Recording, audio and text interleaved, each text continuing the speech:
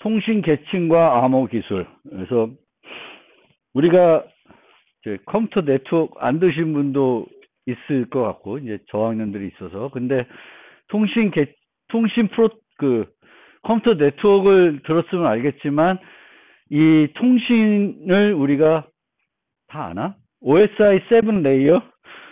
뭐 이런 개념으로 이제 설명하죠. 그래서 뭐 7계층으로 나눠가지고 보통 얘기를 하는데, 그렇게 7계층까지 우리가 생각할 필요는 없고, 보통 이 통신 나눠졌을 때 밑에 단하고 위에 단이 있는데, 요 아래는 우리가 어떤 메시지를 출발지에서 목적지까지 가야 될 때 바로 가는 게 아니라 중간에 여러 노드들을 거쳐서 가게 돼요. 그러면 이 프로토콜 중에, 이 계층 중에 아랫단들은 요 노드 사이에 이루어지는 프로토콜이 되겠고, 윗단은 시작과 끝과 관련된 거예요. 그래서 우리가 암호 기술을 보통은 응용에서 적용을 합니다. 응용에서.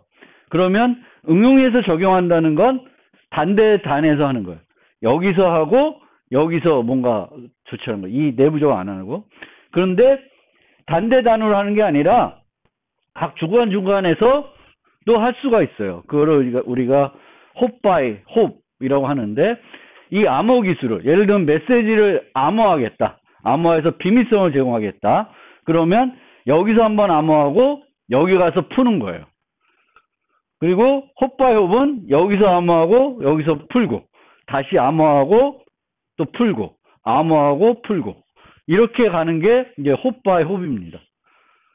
그리고 둘 다를 동시에 할 수도 있어요. 그러니까 얘는 그냥 이렇게 가는 거고, 얘는 여기 가서 뭔가 바뀌어서 또 가고 바뀌어서 가는 거예요. 느리다. 근데 이렇게 가는데, 얘를 왜 설명하냐 하면은, 얘가 또 이제 프라이버시 측면에서 우리가 통신 메시지들을 분석해 가지고 뭔가 정보를 알아내려고 할 수 있습니다. 보통은 우리가 사용하는 네트워크는 공개 네트워크라고 생각을 해요. 공개 네트워크라는 건 누구든지 쉽게 지나가는 메시지를 볼 수 있는 거예요. 그래서 이 통신 메시지는, 그리고 보내려는 메시지가 있고, 이게 M1 요거예요. 그리고면 그 앞에 헤더가 붙어요. 이 헤더가 이제 메시지를 라우팅하기 위해서, 출발지에서 목적지까지 보내기 위한 어떤 정보들, 그 내용과 관련된 여러 가지 필요한 정보들을 담고 있어요.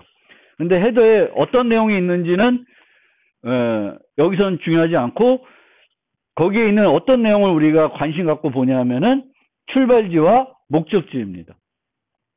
여기 보면은 출발지가 A고 목적지가 D예요. 그래서 아까 앞에 그림에서 얘가 A, 얘가 D야. 중간에 B, C고 이렇게 되는 거예요.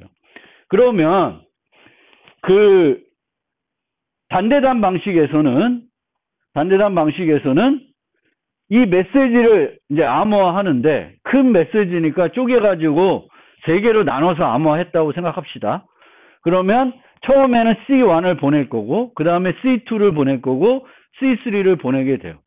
그러면 윗단에서는 이 A와 D라는 정보는 여기에 계속 붙어 있고, 얘와 교환을 해야 되니까 여기 앞에 또 A, B가 붙은 거예요. 추가적인 헤더가 하나 더 붙어서 메시지가 보는 거예요. 그러면 이 메시지를 보면 C1이 암호화되어 있으니까 A와 D가 어떤 메시지를 주고받는지는 알 수가 없죠. 그런데 이 헤더 정보를 보면은 뭘 알 수 있어요? A와 D가 통신한다는 건 알 수 있습니다. 그게 노출되는 거예요. 그래서 단에서만 암호화 기술을 적용하면은 패킷 분석을 통해서 누구와 누구 간에 그 메시지를 주고받는지는 쉽게 분석을 할 수 있습니다. 그런데 홉 통신을 하게 되면은 요 자체를 암호화할 수가 있습니다. A에서 D까지 가는 그 패킷 헤더까지 암호화할 수 있어요. 암호화해서 A가 출발해서 주는 거예요. 그러면 A가 B한테 주면 A는 파악하겠죠. D로 보내려면은 그 다음에 누구한테 줘야 되는 거야. B한테 줘야 된다는 걸 알고 B한테 줄 거예요. 그럼 A, B 간에 어떤 키를 갖고 암호화해서 교환하게 됩니다. 그러면 이 B는 요 메시지를 풀어가지고 요 A, D 값을 봐야 되겠죠. 그래서 그럼 C한테 다음에 주면 되겠구나 파악한 다음에 요 부분을 다시 또 암호화를 합니다. 근데 이 암호화할 때 사용하는 키는 또 달라지겠죠. 요 구간에선 A와 B 간에 공유된 키로 암호화를 할 거고, 요 구간에서는 B와 C, 요 구간에서는 C와 T가 암호화할 거예요. 그러면 이 메시지만 보면 요 헤더를 보면은 누가 통신하는지는 잘 모르죠. 파악하기 어렵죠. 얘는 다 값이 달라요. 똑같은 메시지를 암호화했지만 암호할 때 사용한 키가 달라요. 그러면 결과값이 달라지겠죠. 그럼 얘와 얘가 같은 메시지인지를 모르는 거예요. 그래서 hop by hop 암호화를 하게 되면은 뭐가 된다? 이게 트래픽 분석이 더 어려워지는 거예요. 물론 나중에 그 익명통신 기술을 저기 끝에 가서 한번 설명드릴 건데, 여기서도 잠깐 우리가 생각해야 되는 게 이 메시지가 유일하다. 통신에 흘러가는 메시지가 유일해요. 얘만 있어. 아무도 통신 안 하고 A와 D만 통신해. 그러면 A가 D랑 통신했구나 라는 걸 알 수 있고, 얘를 막 보는 애는 얘가 들어오자마자 얘가 나가면 이 값이 다르지만 얘를 암호한 게 얘다라는 걸 알아챌 수도 있어요. 어떤 시점을 갖고.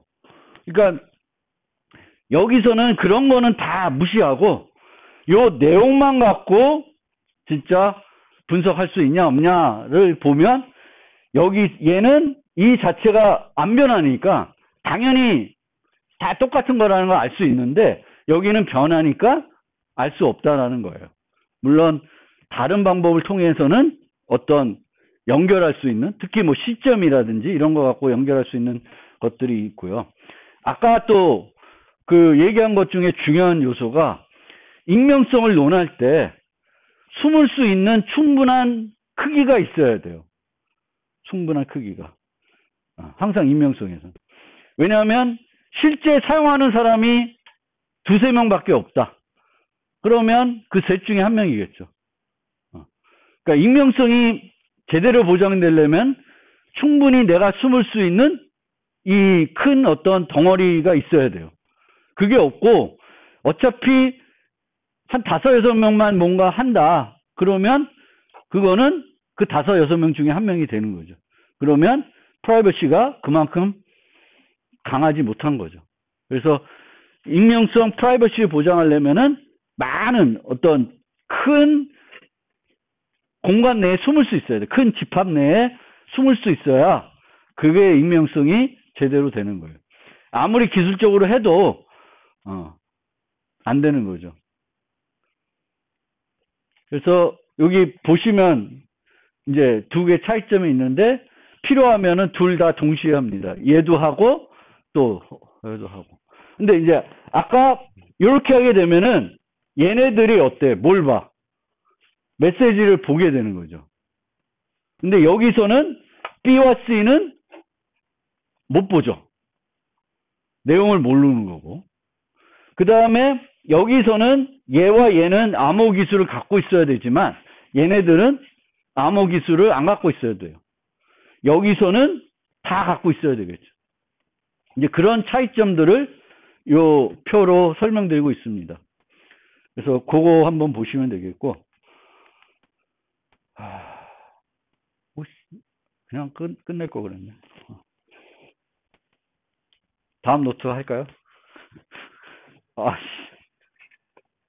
그 다음에 할 얘기가 없나? 네. 첫 시간이니까 좀 천천히 갑시다, 그럼. 자, 이제 지금까지 살펴본 거는 이제 암호 기술을 통해서 제공하려는 중요 서비스. 비밀성, 무결성, 인증, 부인 방지, 그 다음 프라이버시. 요 5가지 설명드렸고, 그 다음에 이제 메시지 암호 기술을 우리가 통신 프로토콜 통해서 이제 암호 기술을 적용하려는데, 그게 통신 계층 측면에서 아랫단에서 적용할 수도 있고, 응용층에서 적용할 수도 있고, 둘 다 할 수도 있고, 그거에 따라서 어떤 차이가 있는지 설명드렸습니다.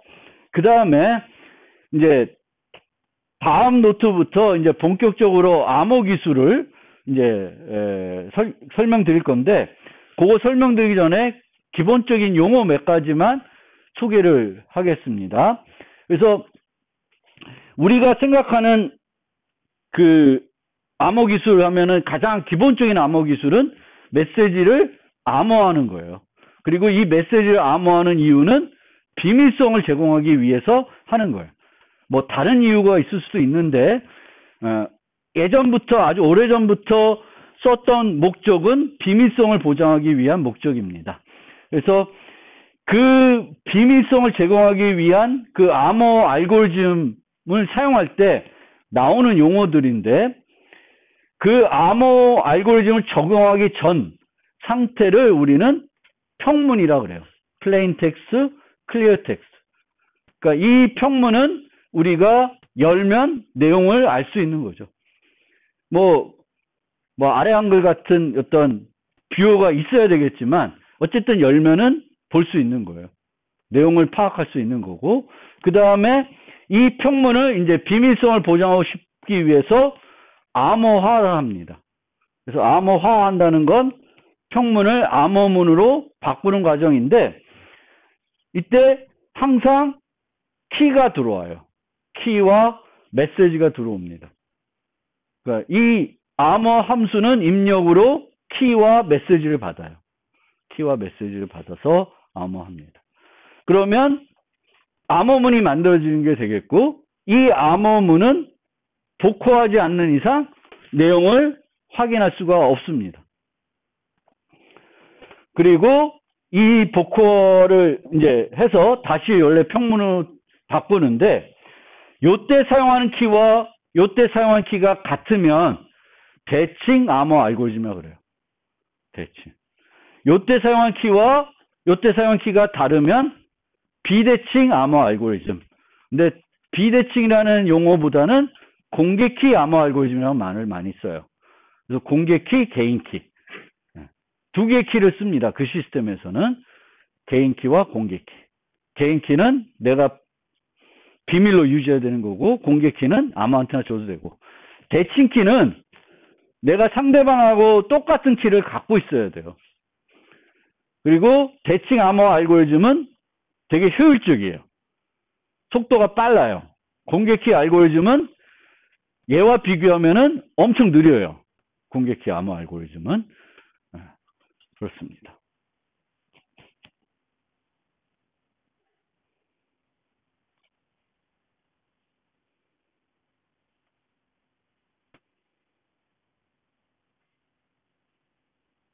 그래서 다음 시간에 할 얘기를 잠깐만 소개를 하면, 이제 대칭 암호 알고리즘은 얘와 얘가 같다 그랬어요. 그럼 얘와 얘를 원격에 있는 사용자가 이걸 하고 싶어요. 얘는 브라우저고 얘가 웹 서버야. 그러면 얘와 얘가 똑같은 키를 갖고 있어야 되겠죠. 근데 실제 처음에는 안 갖고 있겠죠. 그래서 그거를 갖게끔 해줘야 돼요. 그래서 우리가 프로토콜을 써서 브라우저와 서버가 똑같은 키를 갖게끔 만들게 됩니다. 그리고 그 다음에는 그 키로 메시지를 서로 암호화해서 교환하게 돼요. 그게 TLS고 HTTPS입니다. HTTPS. 그래서 HTTPS라고 하는 건 이제 거기예요.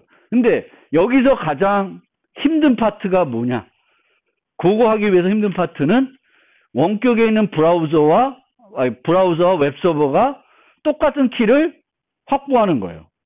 똑같은 키만 있으면 그 다음 되게 심플해. 그냥 메시지 암호에 서로 주고받으면 되는 거예요. 얘를 어떻게 만들 것인가? 그게 기술인 거고 핵심인 거죠. 그게 TLS의 핵심이에요. 키만 확보했다 그러면 되는 거예요. 공개키, 개인키는 누구나 다 갖고 있을 수 있는 거죠. 그리고 공개키로 암호하면 그걸 풀려면 뭐가 필요해? 개인키가 필요하죠. 그러면 얘한테 비밀로 메시지를 보내고 싶으면은 이 사람의 공개키로 암호할까? 요 수신자의 공개키로 암호할까? 수신자의 공개키로 암호하는 거죠. 그렇죠? 이 사용자가 수신자의 공개키로 암호해서 주면 그건 누구만 풀 수 있어요. 그거에 대응되는 개인키를 알고 있는 이 사람만 풀 수 있는 거예요. 그런데 공개키는 누구나 다 갖고 있어도 돼. 내가 상대방 공개키를 갖고 있다고 해서 문제가 안 돼요. 그러면 여기서는 어떤 문제가 있냐면은 내가 저 사람의 공개키를 이용해서 암호해서 주려고 그래요. 비밀성을 보장하기 위해서. 그럼 공개키를 갖고 있어야 되는데 내가 갖고 있는 이 공개키가 저 사용자의 공개키가 맞는지 알아야 돼요. 비밀은 요구되지 않지만 공개키는 대칭키는 비밀로 교환돼야 돼요. 누가 중간에 얻는다. 그럼 비밀 통신하는 게 의미가 없어요. 그 사람도 다 보게 되는 거니까. 근데 공개키는 비밀로 얻을 필요는 없어요. 그냥 받으면 돼. 공개키는. 근데 이 공개키가 그 사용자의 공개키인지는 확인하고 써야 돼. 나는 우리 학부장님 키로 알고 썼는데 실제로는 조재수 교수님 키야. 그러면 그 메시지 학부장이 볼 수 있을까? 못 봐요. 누군 봐요? 조재수 교수님 볼 거죠. 그래서 내가 갖고 있는 이 공개키가 나는 학부장님한테 보내고 싶으면 학부장님의 공개키로 암호화를 해야 돼요. 그러면 내가 이 공개키가 학부장님 건지를 확인하는 어떤 방법이 필요한 거고 그 방법으로 우리가 주로 쓰는 게 뭐예요? 인증서라는 거예요. 공개키 인증서. 공개키 인증서는 이 공개키가 김상진 것이다. 이 공개키가 한은희 교수 거다. 뭐 이렇게 공증을 하는 거예요. 그 신뢰기관이 공증을 해주는 거예요. 물론 요즘은 또 조금 다르게 쓰긴 하지만 어쨌든 기본적으로는 공개키는 이 공개키가 누구의 것인지를 알아야 됩니다.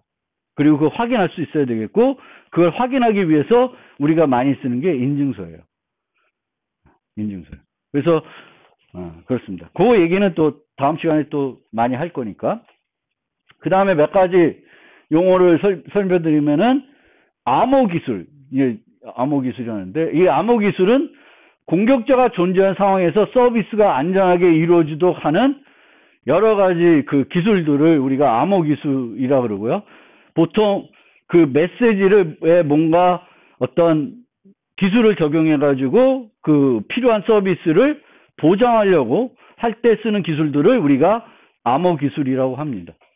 그리고 암호 해독 기술은 이 암호 기술을 분석해서 그것의 문제점을 발견하는 그런 기술을 우리가 암호 해독 기술이라고 하는데 얘가 좀 더 어려워요.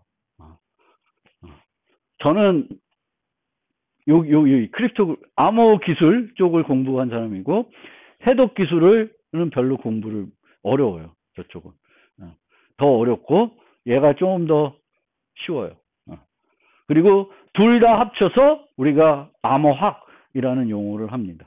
그래서 보통 수학적 바탕이 좀 아주 이론적인 바탕들이 깊은 분들이 해독 기술을 많이 하고 그냥 응용 정도를 좋아하는 사람들이 이 암호 기술 쪽으로 많이 연구를 하고 합니다. 그래서 컴퓨터 공학 한 사람들이 많은 분들은 이쪽을 많이 해요.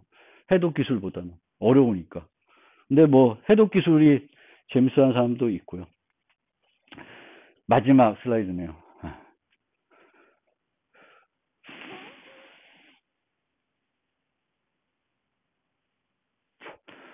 그래서 암호 기술의 그럼 한계는 뭐냐? 모든 보안 문제를 해결할 수 있는 건 아니에요. 아까도 얘기했듯이 그 3대 정보보호 서비스 중에 비밀성, 무결성 인증은 주로 암호 기술을 이용해서 제공을 합니다. 제공을 하는데 그렇게 제공한다고 해서 그게 다 모든 보안 문제가 해결이 되냐? 그렇진 않아요. 그렇지만 우리가 쓰는 중요한 기술 중에 핵심 기술 중에 하나는 정보보호 기술 중에 하나는 암호 기술인 건 맞습니다. 특히 아까도 얘기했지만 사회공학 공격은 암호 기술로 해결할 수 없습니다. 사회공학이 뭐냐? 사회공학이 돈 주고 관리자를 매수하는 거예요. 관리자를. 그게 더 싸게 먹히니까. 비싼 컴퓨터 만들어가지고 전수조사에서 키를 알아내느니 관리자한테 돈 몇천만 원 주고 키 달라 그러는 게 더 싸게, 더 쉽게. 그리고 가장 취약한 부분들이에요.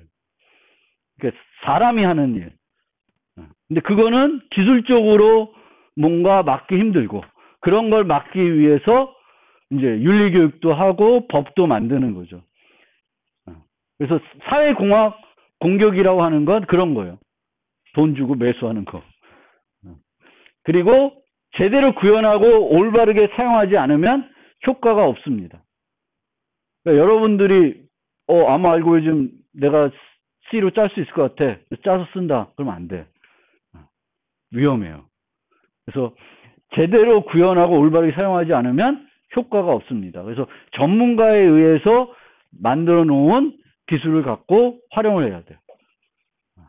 근데 여기서 또 하나 말이 많아지는데 그 설명드리고 싶은 건 나오겠지만 오픈 디자인이에요. 정보 보호는 항상 오픈 디자인.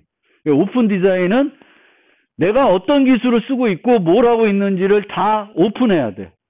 그래서 암호 알고리즘도 다 오픈이 돼 있어요. 누구든지 이 암호 알고리즘이 어떻게 돌아간다는 걸 알고 있어요. 그래도 보안에 문제가 없습니다. 뭐만 모르면 돼. 키만 모르면 돼요. 키만 모르면 내가 암호 알고리즘이 어떻게 돌아가는지 알아도 해독이 안 되는 거예요. 그게 이제 그 오픈 디자인인데 다른 나라들은 많은 경우에 이 오픈 디자인을 잘 실천을 해요. 예를 들면 카톡 말고 그 텔레그램 아시죠? 텔레그램이라는 메신저가 있는데 그 텔레그램 사이트를 가면 화이트 페이퍼가 있어요. 기술 문서가 있어요. 그리고 그 기술 문서를 보면은 자기네 회사에서는 단대단 암호, 그러니까 내가 그 카톡으로 그 메신저로 메시지를 상대방하고 주고받을 때 어떻게 암호한다는 걸 기술적으로 다 써놨어요. 그럼 그걸 보면 아 얘는 이렇게 하는구나. 그럼 이제 신뢰가 가는 거죠. 더 오픈해 놓는 것 시그널 같은 회사는 기술 문서도 오픈해 놓고 소프트웨어도 개방을 해놔요. 쓰는 소프트웨어를. 그러면 그 소프트웨어가 이상하게 뭐 딴짓 안 한다는 걸 또 검증할 수가 있죠. 그래서 신뢰가 중요한 거예요. 근데 우리나라는 카톡 회사 가면은 단대단 암호화를 한다고 써 있는데 어떤 식으로 하는지는 잘 설명이 안 돼 있어요. 기술 문서 같은 걸 공개를 안 해요. 그게 좀 잘못된 거예요. 왜냐하면 회사들은 그게 자기의 그 자산으로 생각해요. 다른 회사들이 따라할까봐.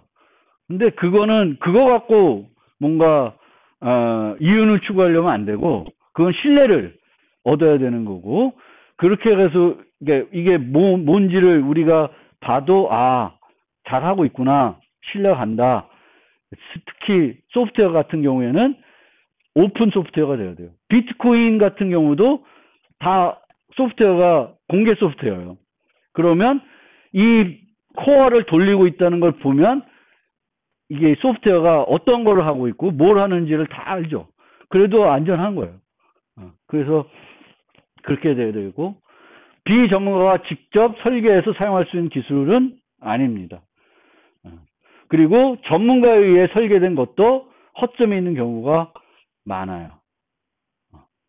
자, 요 예제를 하나 설명드리면 블록체인 밴딧이라는 사람이 있는데 다른 사람 지갑에 있는 비트코인들을 훔쳐낸 거예요. 근데 문제는 뭐였냐면은 지갑 소프트웨어는 개별적으로 막 만든 거예요. 여러 회사들이. 그래서 판매도 돼요. 근데 이 약한 엉뚱한 지갑 소프트웨어를 쓴 데가 있어요. 그래서 약한 랜덤 함수를 이용해 가지고 그 지갑을 만든 그런 것을 타겟팅해 가지고 키를 찾아내 가지고 거기에 있는 그것들을 다 빼나갑니다. 그러니까 이 정보보호를 잘 머릿속에 생각을 하면서 그 만들지 않은 그런 것들은 되게 취약할 수 있어요. 보통 뭐 인터넷 뱅킹이 뚫렸다. 그러면 그 인터넷 뱅킹에 사용되는 암호 알고리즘이 뚫린 게 아니에요. 암호 알고리즘은 인터넷 뱅킹에 쓰는 알고리즘은 뚫릴 수가 없는 되게 안전한 알고리즘도 써요. 그럼 문제가 뭐냐? 그 소프트웨어들이 문제예요. 소프트웨어들. 그 알고리즘을 사용하는 소프트웨어를 잘못 만들어가지고 그 소프트웨어가 허점을 갖고 있기 때문에 뚫리는 거지. 암호 알고리즘을 누군가가 RSA 이건 아무도 못 깨요. 못 깨는 그런 알고리즘들 AES 뭐 이런 알고리즘 쓰는데 그게 뚫려가지고 뭐 천재가 나타나고 뚫어가지고 해킹해가지고 하는 게 아니라 그 소프트웨어들은 누군가는 만들었겠죠. 근데 그 사람들은 보안에 대해서 크게 잘 고려 못하고 단순하게 개발한 거예요. 그러면 거기에 이제 문제점이 있는 거고 그 문제점을 파고들어서 이제 해킹하게 되는 거죠. 그래서 되게 위험한 부분이 있는 거예요. 그래서 여러분들도 만약에 회사 가서 이런 쪽으로 일한다 그러면은 이제 공부할 게 좀 더 많겠죠. 이게 대충 그냥 구현만 한다고 되는 게 아니에요. 기능만 구현한다고 되는 게 아니라 이 소프트웨어가 공격자들이 뭔가 활용할 수 있는 허점이 없게끔 만들어야 되는 거죠. 단순하게 그 기능이 된다. 인터넷 뱅킹이 정직한 사람들끼리 하면은 잘 이루어진다. 라고 해서 될 게 아니죠. 얘가 보안적으로 활용할 수 있는 허점들이 있는지 없는지를 잘 파악할 수 있어야 되겠고, 없도록 처음부터 신중하게 잘 고려해야 되죠. 특히 그런 이유 때문에 잘 알려지지 않은 알고리즘을 쓰면 안 돼요. 내가 암호 알고리즘 만들어서 내가 쓰겠다. 그거는 안 돼요. 남들이. 그래서 그런 얘기입니다. 그래서 오늘은 여기까지 1장 내용 설명해 드렸습니다.